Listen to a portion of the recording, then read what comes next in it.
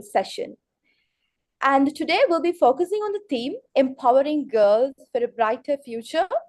And it's a critical discussion indeed, and especially when we see that despite global efforts, millions of girls still face barriers to education, leadership opportunities, and even for the basic rights. So now, more than ever, it's essential to champion girls' rights for a brighter tomorrow. So, a big thank you once again to everyone who is watching the panel discussions through live streaming and for our beloved registered attendees as well. So, now we are honored to have with us a distinguished speaker, Ms. Piumi Batuheva.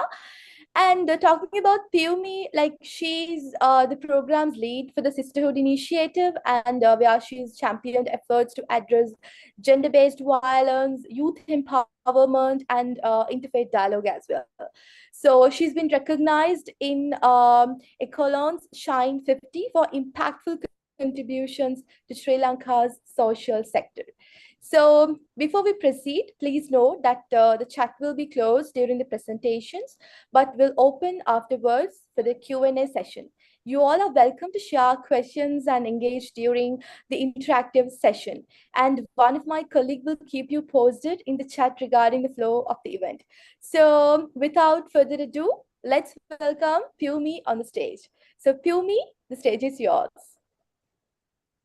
Thank you so much, Rizla, for that really comprehensive introduction. And thank you, IYAP, for having me on. And thank you for all your listeners on the on live on the Zoom call and on live stream as well. So the way I want to sort of structure this speech or talk that I'm going to give is how I study. So I break down things from the very simplest form to the complex form. So what is our topic today? It's empowering girls through peace and leadership, right? So I'll be starting off with the basic thing. What is peace? What is peace building? And why women? And what is leadership for women in that space look like? So what is peace, right? Peace, you usually think war and peace. But peace is so much more than the mere absence of war, right? The mere absence of war is called negative peace. But positive peace is actually something that addresses root causes of conflict, whether it be inequality, marginalization, discrimination, lack of trust between communities, so on and so forth. So building on that, what is peace building?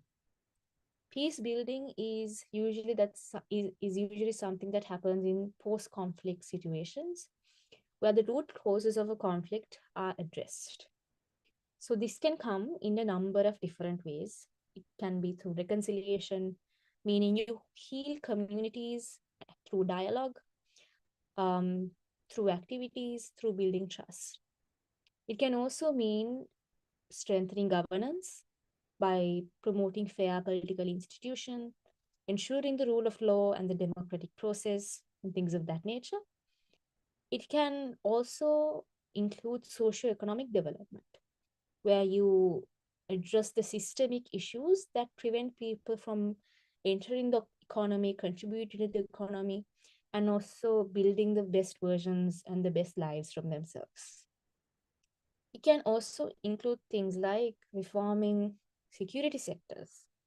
So ensuring that the military and police do not marginalize certain types of people, do not perpetuate acts of violence and things of that nature, right?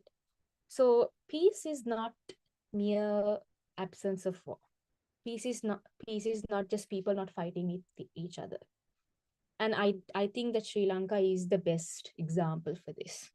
Sri Lanka ended its 30-year civil war in 2019, but it is very evident still that we have a lot to fix.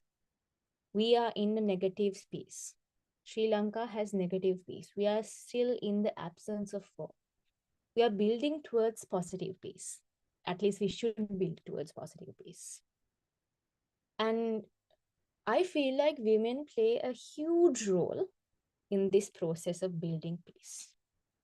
I can give you the normal wishy-washy answers, oh, women are half of the population, women need to be included in democratic processes, whatnot. That is all well and good. But the reason why women and girls should be involved more in peace building goes a bit more beyond that. The first reason why women should be more involved and young girls must be involved in peace building is, more often than not, women are the most affected through conflict. And what I mean by that is, if you look at even Sri Lanka, you look at places where there been conflict like Bosnia, it's women who go through sexual assault, rape, losing of family members. Even when you look at Sri Lanka, you know that mothers lost their sons, families lost their breadwinners, and it's the women that who are left to bear that burden. And this is even more so evident because of the fact that women are traditionally caretakers of their families. Women take charge in communities. Women have networks in their villages, in their towns, in their vicinities. And when war happens, these things can crumble to the ground. And it takes an emotional toll on women, it takes a financial toll on women, and it takes an emotional, physical toll on women as well. And some women are more prone and more vulnerable to conflict than others, right? You might have heard of something called intersectionality.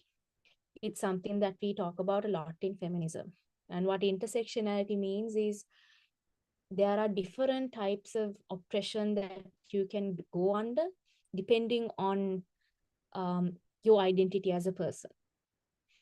And this was sort of formulated by a Black feminist called Kimberly Crenshaw.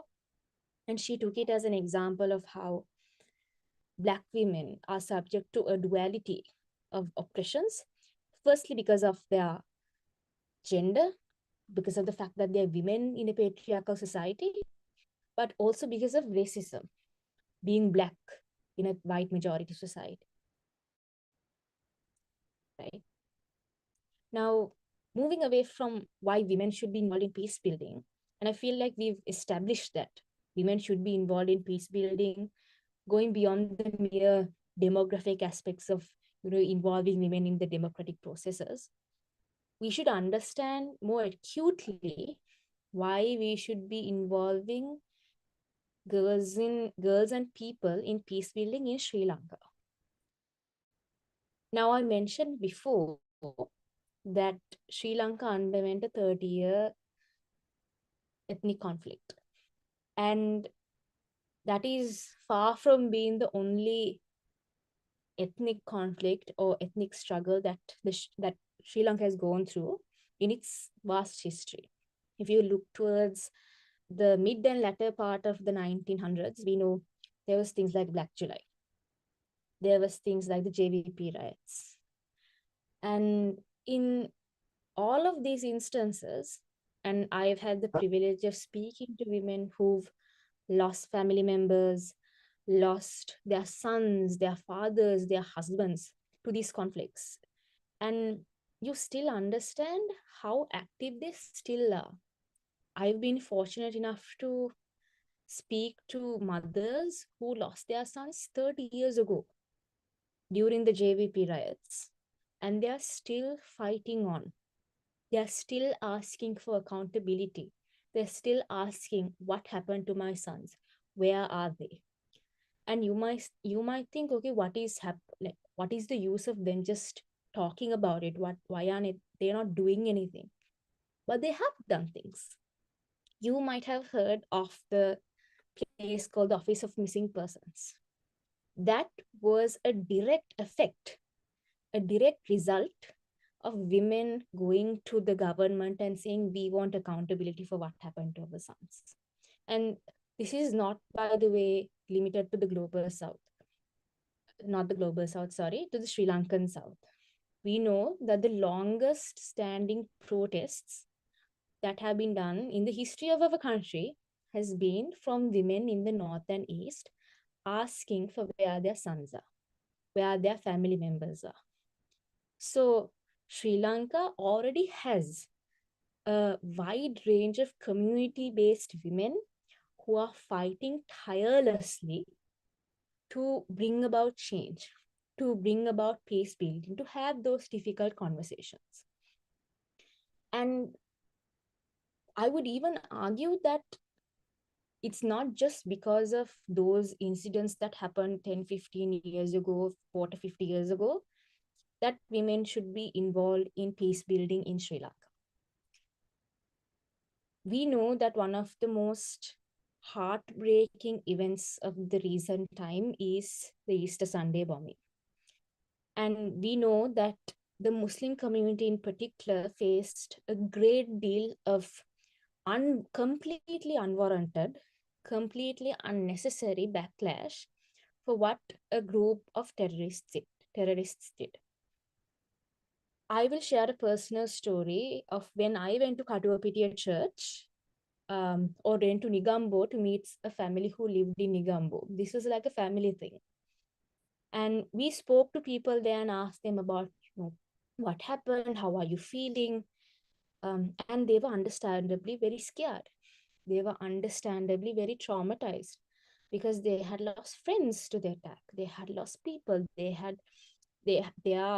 sacred place of worship had been compromised. It had been violated. And that is not something that you can sort of forget in a day or two. That's completely understandable. But there was one thing about that conversation that really, really disturbed me, and I'll share that with you now. They told me that as soon as the bomb attack happened, and I am going to issue a trigger warning here for racism towards the Muslim community. Please take a 5-minute break if that's going to be triggering for you.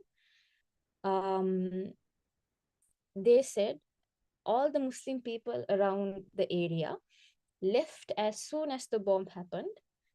It was as if though they were waiting for the bomb to explode. And I had to physically remove myself from the conversation because of the utter racism, the blatant racism that came from those people. I am not going to take away from the fact that these people were incredibly traumatized and they are angry and they're trying to find someone to blame. But they almost, because of that rage, because of that trauma, they could not see the fact that that very attitude that they were carrying, that suspicion that they were carrying towards the Muslim community in the area might have been the very reason the people there might have left. Because Sri Lanka is notorious for being very hostile towards minority communities, especially in the immediate aftermath of traumatic incidents like this. It was incidents like this that triggered the civil war in Sri Lanka, right? And we need to be a bit more cognizant of the fact that we also have personal biases. We are always going to have personal biases. And I will tell another story about something that happened to me quite recently, about 2 weeks ago. I was invited to be a panelist in Jaffna to talk about the experiences of Gen Z post Aragalaya. And I was very excited for it. And as I was thinking about what I should say, what I should not say, how I should be talking about the Aragalaya since we've gone through it and we've come out, I had to take a step back. Because one of the slogans that I saw quite often in the Aragalaya, because it was mainly led by young people, it was a transformative thing and all of that, things I don't particularly don't disagree with. But at the same time, a slogan that came up was, "You messed with the wrong generation." And as I took that slogan to town, like I put it on a board, I went to the streets and I shouted it out for sure. But it took someone from an ethnic minority to point out to me what was wrong with that slogan. when we do that, we are forgetting all of the history of the women in the North and East protesting for literal generations for accountability, for democratic processes, for justice. All of the things that everyone is suddenly now shouting out for. Now, what this shows is that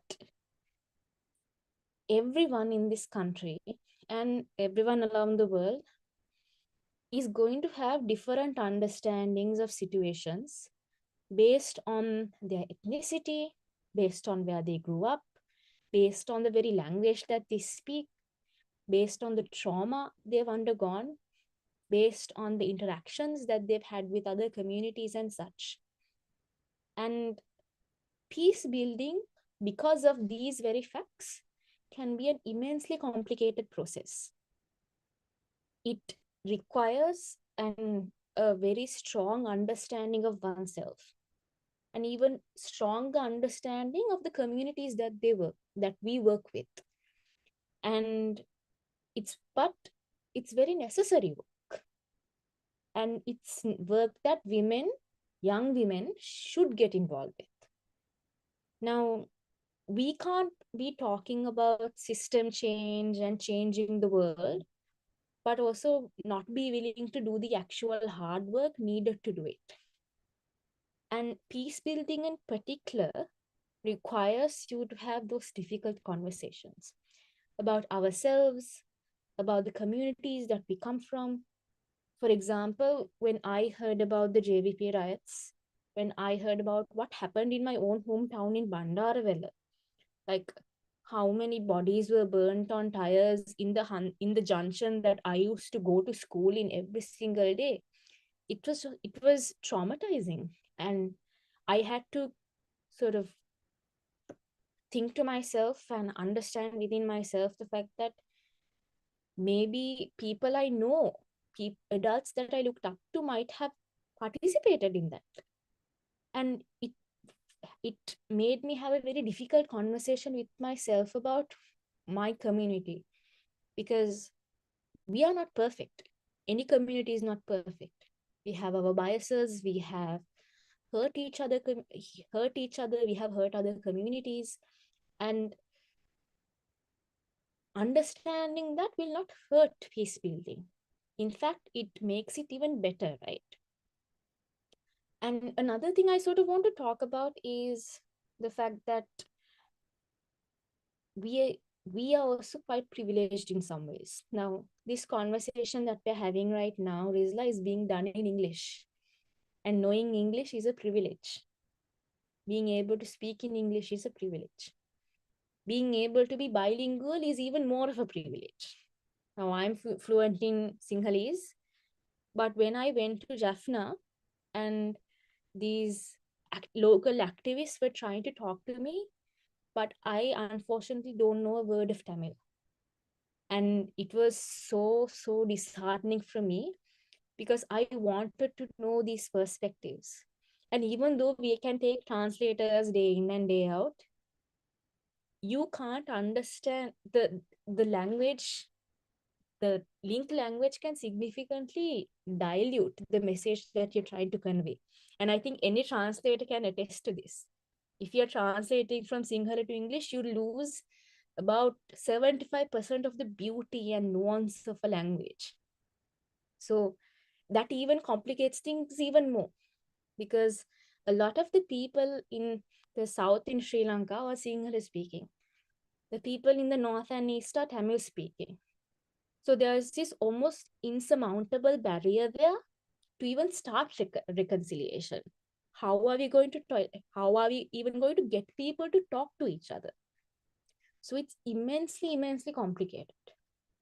But still, young women in particular have an immense amount of inherent networking skills, because I mean, we can make friends almost anywhere. We are able to understand each other on a more deeper level. Women in particular have this ability, and young women are even more placed to do this, because we are energetic, we want to get the work done, And we are naturally multitaskers, to be completely honest. So what it's now I want to talk also a wee bit about being a leader, right? Because the session we are having today is partly about peace and leadership. Now, I identify myself as a feminist, and my idea of a leader really stems from feminist leadership principles. And it's quite different from what we consider to be a traditional quote unquote leader. Now, when we think about a traditional quote unquote leader, we have a very specific idea of in mind, right? We think of someone who takes charge. We think of someone who's very macho, very assertive, has the loudest voice. There's all of that. But feminist principles are very, very different from that. And I absolutely love talking about it, and I love embodying it within myself as well. Now, I talked about intersectionality. I talked about identities, being aware of it, having honest conversations within ourselves. And all of this comes through from feminist leadership practices. So there are different ways to be a feminist leader, right? So one is self-awareness, which is something that I talked about even before. We have to keep our egos in check, and we need to have some level of empathy when we go into these communities. Because for one, oftentimes when we go for reconciliation work, when we go for peace building work, we are already working with communities that are very traumatized.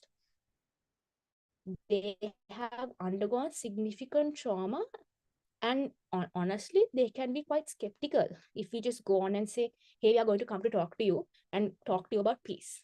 And these communities have been marginalized, have been attacked for decades. So they are going to be skeptical. And being able to understand why, and we also being able to understand how vulnerable they are, is an important part of feminist peace building and feminist leadership. Something that I also want to speak about is assessment bias. Like I mentioned before, now even me taught saying, girls are naturally able to network. That's my own bias coming out. Me assuming that, okay, everyone is able to make friends. So now I'm like keeping myself in check in real time. So those kind of things, dismantling bias, understanding things like gender, class, race, disability, sexual orientation, education, like all of these, when we look at a person, we come with a set of biases about a person. And oftentimes when we have those biases, it slowly strips away of their humanity. And you might have heard about the Rwandan genocide, right?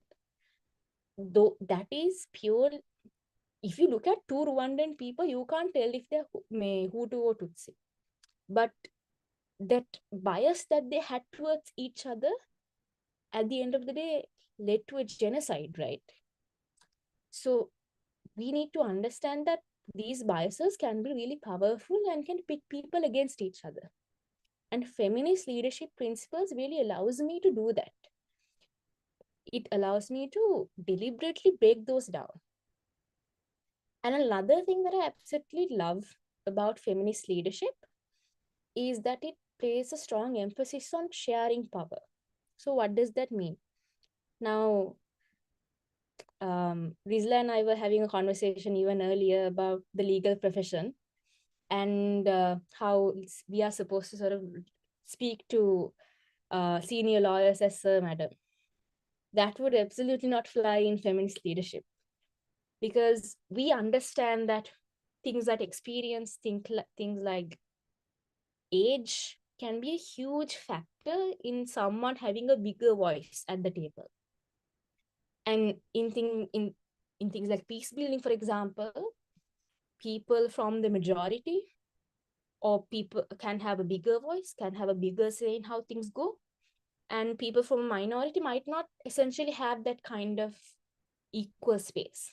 But feminist leadership principles actually try to create a really meaningful equal ground for everyone and allow everyone's voice to be heard. And that's something I absolutely love, because it's dismantling places of power. It's dismantling and sharing it amongst each other. And you might be thinking, well, this is not really a leadership principle. It's really ethical considerations you should take into account when dealing with these very vulnerable communities. But having that framework of feminism guide you is really, really important, because having a feminist perspective will allow you to see those biases, allow you to see those power structures in the first place. And another thing, I'm going to be ranting about feminist leadership principles for a bit more. Something that I love is accountability. Now, I genuinely think that this is also something that should be implemented in Sri Lankan politics and governance, is that we don't talk about accountability at all. We talk about it, but we don't actually do it. Feminist leadership principles allow us to be accountable to the communities and people that we work with. And this is really, really, really important in peace building as well. I'll explain why. I mentioned before that we are working with vulnerable communities and people who are traumatized again and again. Now, if I had gone through something traumatic where where my family members were killed, and I was stripped away of all that I had, I lost my home, I lost my property, I lost everything, and I had to build it up again, and now I'm finally doing okay. And someone comes to me and says, Pumi, I want to talk about peace and reconciliation in the post-conflict era, I would be re-traumatized again and again. And when we go back to these communities, project people come to my community, they do a project and go, but I am re-traumatized. Feminist leadership principles allow you to be very cognizant of this. It allows you to understand that we are working with people, not with project proponents, not with quote unquote beneficiaries. And this is something, as someone in the development sector who does this for actual work, who does this as a job, it has been incredibly important for me to be aware of this fact, right? And I'll talk a bit about what I do as a peace builder, or someone who is a young this may sound a bit self-indulgent, but young leader who's working on these issues, right? And I'll talk about the work that Sisterhood Initiative does and what sort of initiative it takes. So Sisterhood Initiative, for those who do not know, is a young women-led organization that focuses on creating safe spaces for young Muslim women. So even though I said young Muslim women, we engage with a wide range of all types of women, including myself, who's obviously a non-Muslim. And we work on creating conversations with women. What issues they face. What do they want to talk about? Because more often than not, we as young women don't have spaces to actually have those conversations. You might be thinking, Pumi, you didn't mention the word peace once in your description of Sisterhood Initiative. So how is that peace building? But like I mentioned before, let's go way back to the definition of peace building that I gave, right? It's addressing the social structural issues that cause conflict. What we do at Sisterhood Initiative is talk about one structural issue. There are many, and all organizations can't do everything. So we are creating interfaith dialogue. We get communities of young women who have lived as proper neighbors for years and years and years, but have never talked to each other to actually talk to each other. We create safe spaces where we are able to express ourselves freely, share opinions without any fear of judgment, and we actually create meaningful friendships and relationships. And we are very fortunate to be able to do that in Colombo, in Kandy, and we've done workshops in Batiklo, in Puttalam, and we have a wide range. And the best part of this whole thing is all of our team members are under the age of 35. And we started this organization in 2020. Now it's 4 years since we've gone. And I started at Sisterhood when I was 19 years old. I had just literally turned an adult. And we've grown so much, and I've learned so much for the past couple of years. And this shows that it is indeed possible. Young women, young girls are able to take that mantle up in terms of peace building, in terms of being leaders. And you don't have to be the macho, assertive, aggressive, loud person to be a leader. Not at all. Being a leader is entirely what you make of it. And there will be a ton of leadership workshops saying you have to be assertive, you have to be confident. Sure, you have to be confident, but confidence also comes in a various variety of different ways. And you can define it for yourself. And again, I'm going to talk about feminism. Feminist leadership principles and feminism allows you to define what leadership is for you. It allows you to be courageous, it allows you to be respectful, and it allows you to keep yourself in check constantly. So I'm going to hand it over to Rizla to open the floor for questions. I really do hope that what I said was understandable. And if you have any questions and if you want me to explain anything again, I would be more than happy to. Over to you, Rizla. Yes, Pumi, that was so much informative, like the experiences that you have shared, your personal experiences, and basically that sisterhood initiative. And that was so inspiring as well for me, basically, as I have seen from many social media platforms as well. And as IYAP, we wish all the best for the sisterhood initiative, and we are so excited to see the future initiatives and the new undertakings of sisterhood initiative as well. So that was really influential as well for us. And I have some questions to ask, like as you have mentioned, based on feminism as well, like that we are talking about the protection of girl child at the moment.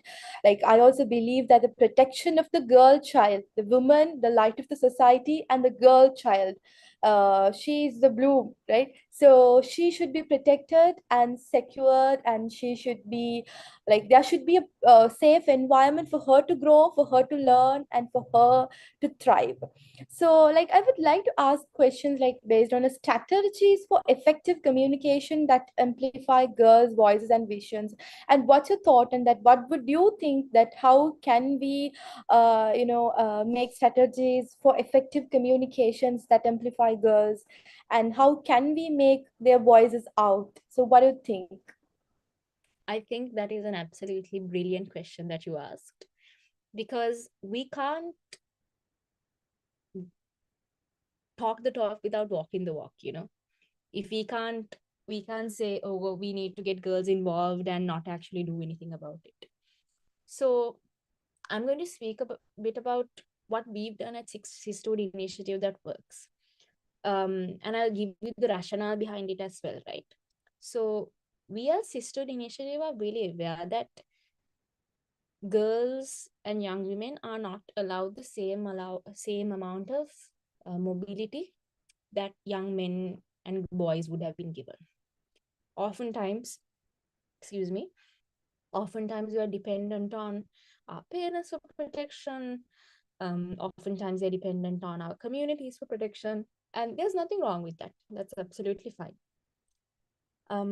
So when it comes to things like that, we need to be able to work around those systems of care to allow them to be the best versions, right? So what do I mean by that? It can be things as simple as having workshops or reaching out to women remotely, because that would allow them to come in without leaving their houses. And if we want them to come to a physical workshop, what we at Sisterhood Initiative do is we say, oh, you can bring your mother also. So they feel a bit more comfortable, you know, because then they understand, oh, my daughter is going for this, and they won't feel more skeptical the next time that we have to get the person in for a workshop.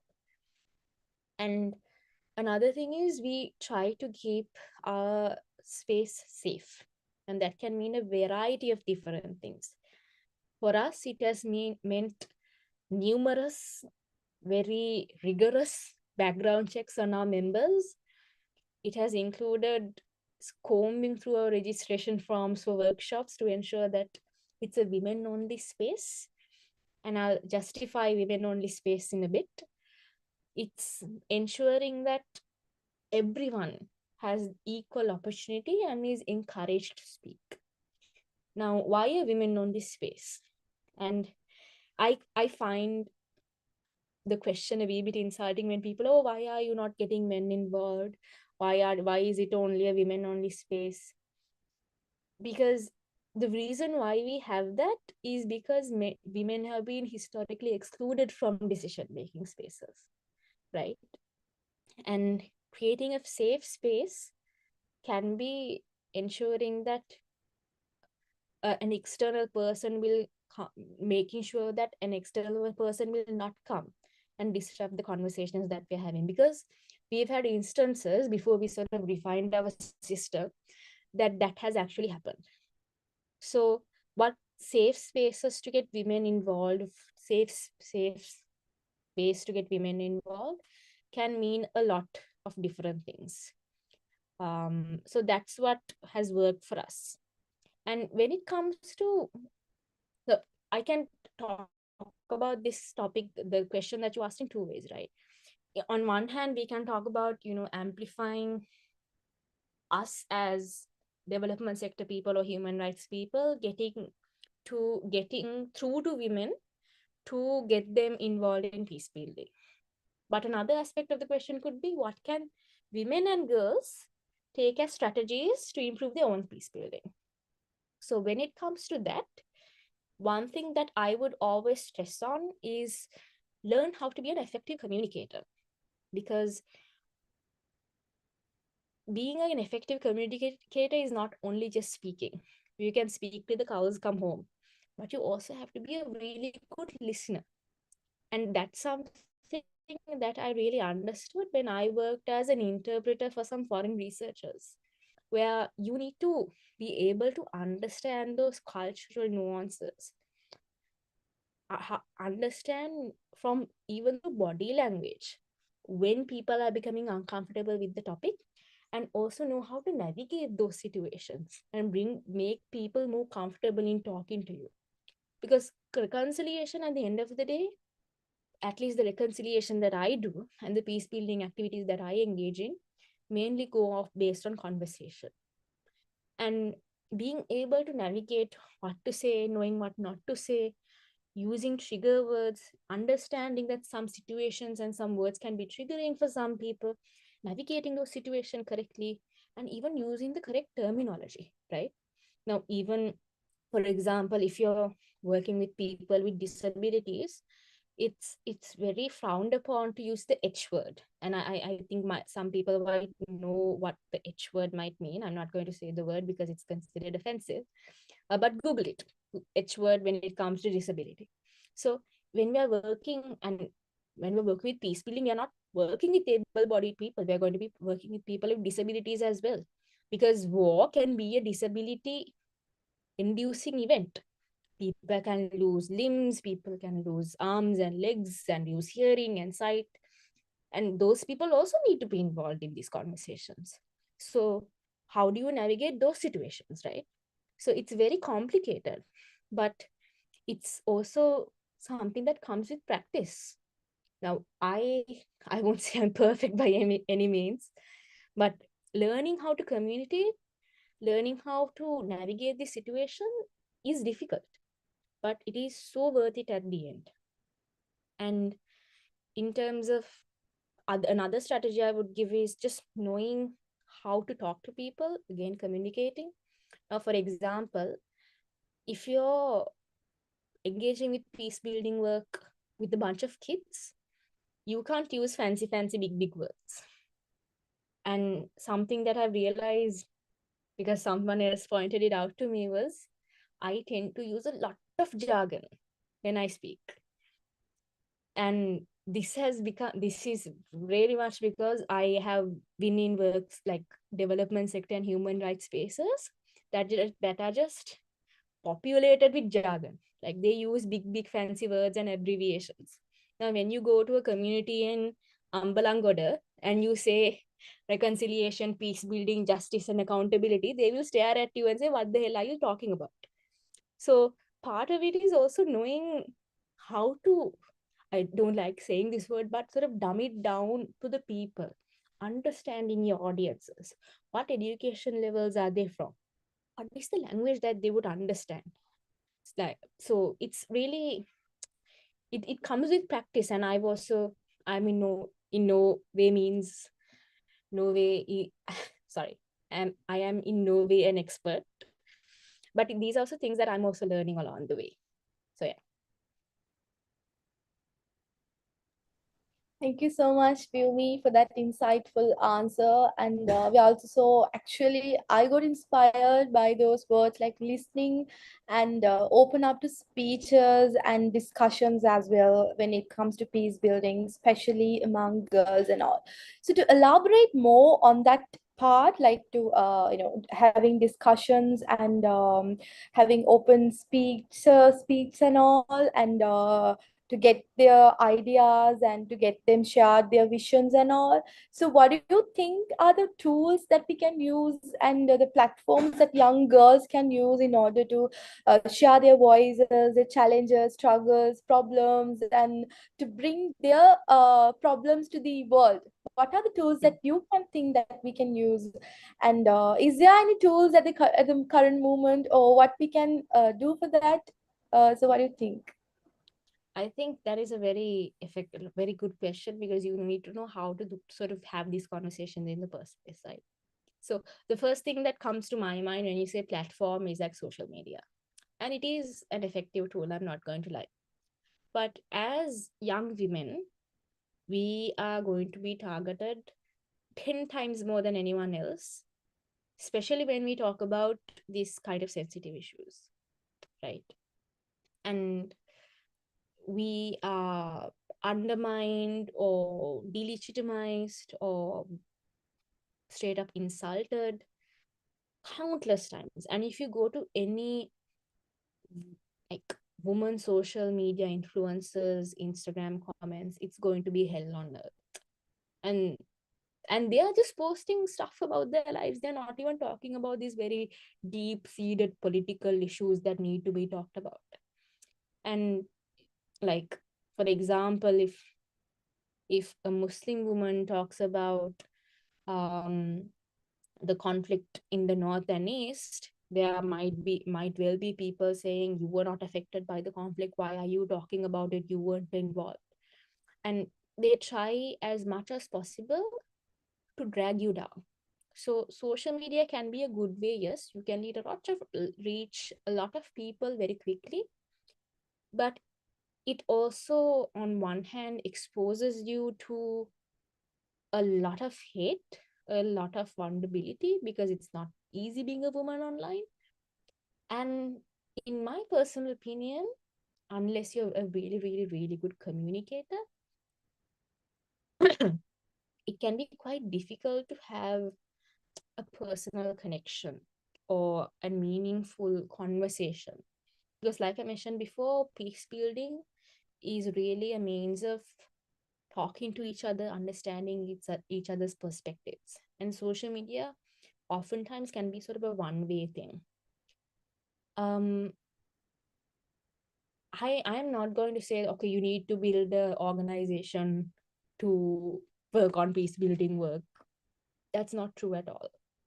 I know plenty of independent activists who have done amazing work in Sri Lanka regarding peace building. And you, of course, you can join an existing organization that aligns with your values and what you want to do, but you don't have to do that. Peace building can be as simple as a thing as having a conversation in your family. It can be honestly that simple. Understanding the issues, just generating a conversation about what this is. And I'll tell you a small incident of what I did in not my own family, a friend's family, to sort of make them understand about what this might look like. So um, they were very racist towards ethnic minorities. They were Sinhalese. And an organization that I very proudly used to work at called Hashtag Generation, they made a video playing the Sinhalese national anthem and the Tamil national anthem. The national anthem in Sinhalese and the national anthem in Tamil. And they got Sinhala speaking people to first listen to the Sinhala national anthem and say what they feel. They said, I feel proud, I feel empowered, I feel very, very amped up about my country. And they made them listen to the national anthem in Tamil. And they said, oh, I don't feel anything about this. I don't understand the words. And that small video about people speaking about what they felt speaking the national anthem actually changed their perspectives on whether or not the national anthem should actually be sung in Tamil. Because there was a whole controversy even a couple of years ago whether the national anthem should be sung in Tamil at all, because people were so against it. So even small things like that can really, really make a difference. What I would say, like, if you really, really want to be a peace builder, you can start conversations with your own family, or there are plenty of organizations around. Many of them some of them youth-led. You can join my organization, Sisterhood Initiative. We have a form on our Instagram. Go check it out. Or you can even volunteer at organizations like IYAP, because IYAP engages a lot with volunteers. They will give you a lot of opportunities to understand these issues. But yeah, build a network, make connections, and that will be your greatest tool at the end of the day. Thank you, Pumi. And that was really true. Like the conversations and the open speeches and having insightful conversations and listening to other is the base of peace building. I personally agree with your point that you have made at the moment. So one last question like to ask, like, what are the global examples of girls making a difference in their communities? Like, we are so excited to learn about the global examples from you, and that would be much inspiring for us as well. So what do you think, like, global examples of girls making difference in their communities, and what do you think, like, what informations and what influences that we can get from that as Sri Lankans, because we are living in a community where we adore our own culture and our own systems when comparing to global cities. So, what do you think that what we can make in that sense? That's an incredibly good question. On one, I understand why you asked that question as well, because we can definitely learn from what people have done abroad.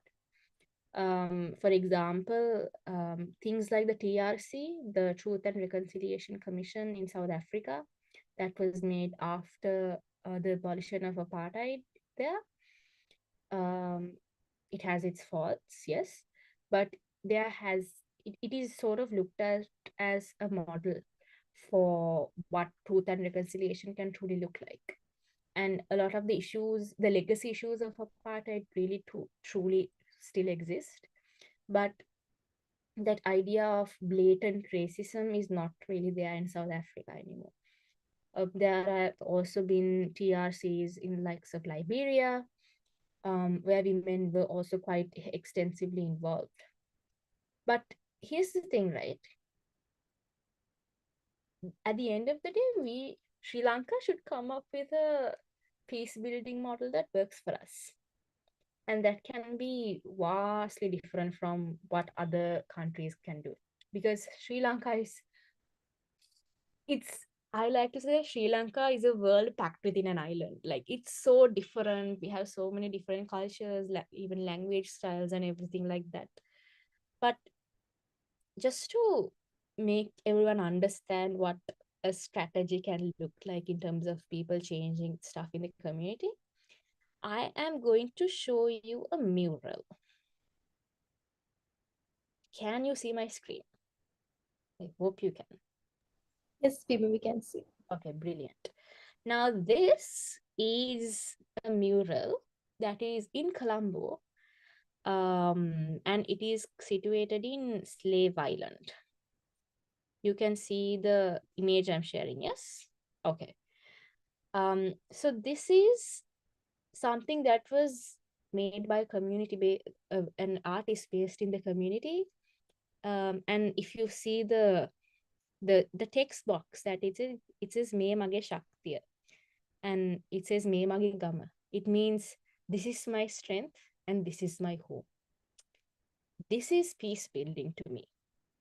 This is showing the women of that community up and lifting them up on a wall.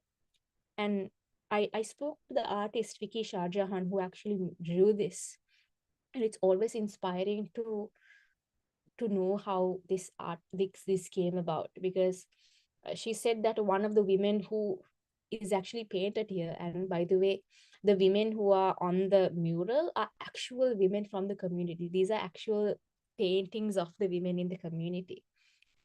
So one of the women who had been painted there says, now all of the men and women who are walking on the ground can look up to me.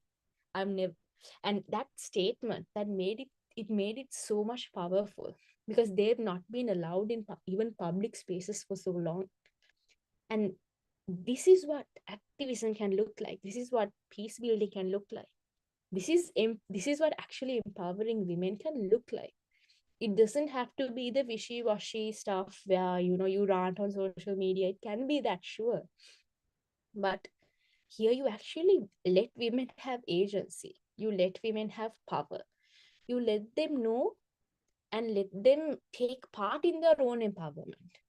The last thing that I want everyone from this session to take away is that activism or peace building or workshops or anything in the development and human rights sector is us going into communities and saying, okay, this is what you guys need.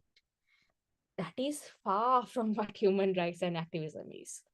It's working with the communities and having that sense of duty and care, and letting communities come up with their own problems. I can't go to slave islands and say, these are your problems and this is how you should take care of them. That is far from what activism is. That is far from what peace building is. It's us going to those communities and living with them, working with them, understanding their issues, and working on solutions that we come up with together. We can give expertise. We can say this might be better, that might not be better. But at the end of the day, the agency and control should be within those communities. And that's the same with peace building. We should build reconciliation on the terms of the people that we work with. We should build peace on the terms of the people that we work with. It is incredibly hard. It can be incredibly frustrating at times. But I truly, truly believe that this is work that is worth it. And with Sri Lanka moving on to a sort of new age in politics, where at least it seems to me that all of those legacy politicians are going out slowly, slowly, slowly. And it's very refreshing to see. And we are getting new faces in. And it really seems, at least to me, it's a new era in Sri Lanka. We have a feminist prime minister. We have a woman prime minister again after so long. And my God, that gave me so much hope. And while all of these new and exciting changes are happening in the country, we should also remember that we need to start healing on the inside. Economic growth, stabilization, political stability, all of that is well and good. But we need to heal within ourselves, within our communities. And that's where peace building comes in. And that's where women and girls really, really should get involved. And we definitely can do it. We have plenty of resources, and there are plenty of organizations that work on this. But you don't have to reach out to organizations. You can do it on your own as well.